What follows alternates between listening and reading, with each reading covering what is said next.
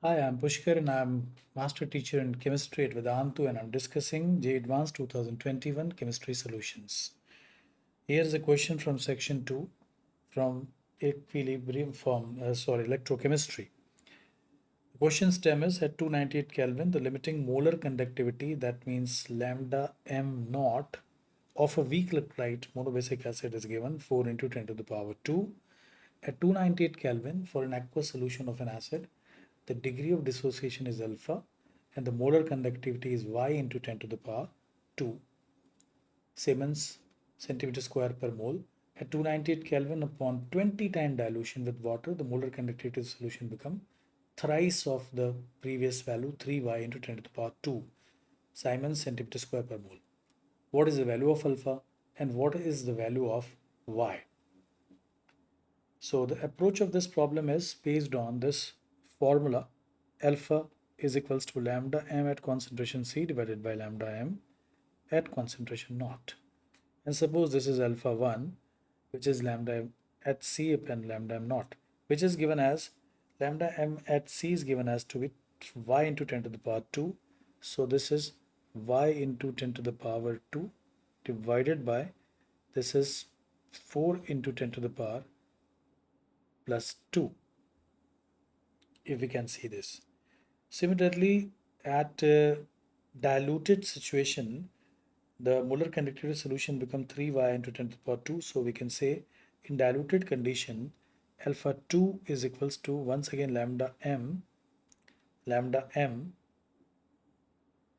at say C1 and this is at C2 upon lambda m naught, and which is equal to probably 3y into 10 to the power 2 divided by 4 into 10 to the power 2. Let's check it out.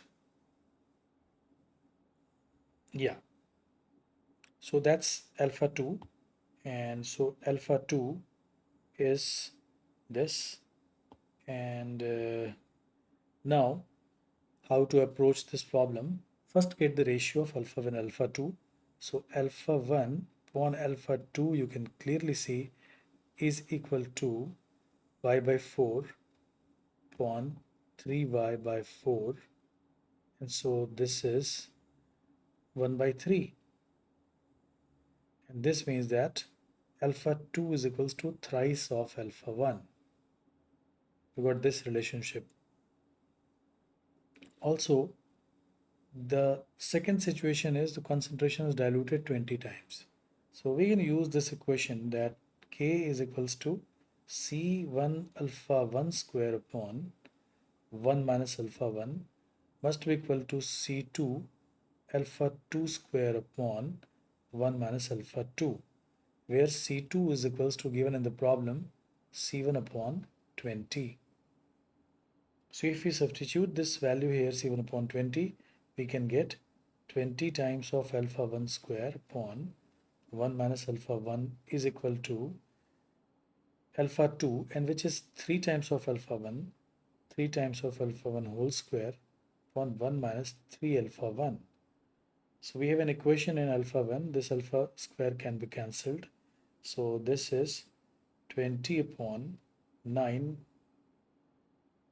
in fact 20 into 1 minus 3 alpha 1 is equal to 9 minus 9 alpha 1, which upon solving will give us 20 minus 9, which is 11, is equal to 2060 minus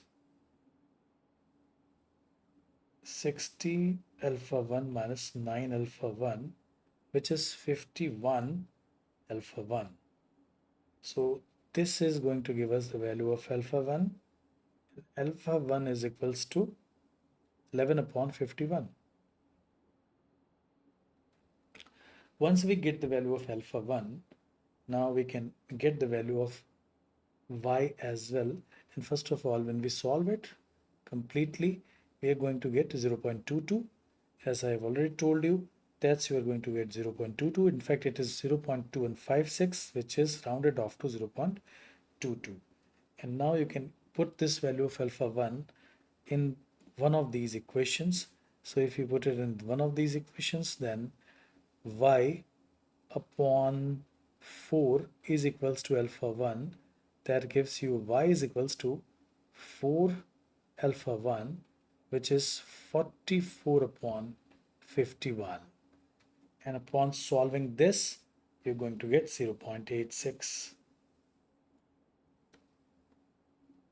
a pretty straightforward question, though it seems somewhat difficult at the very first go. But then if you have patience and if you're using the conditions well, that's not a very difficult question. Thanks for watching, and for other detailed solutions, stay tuned.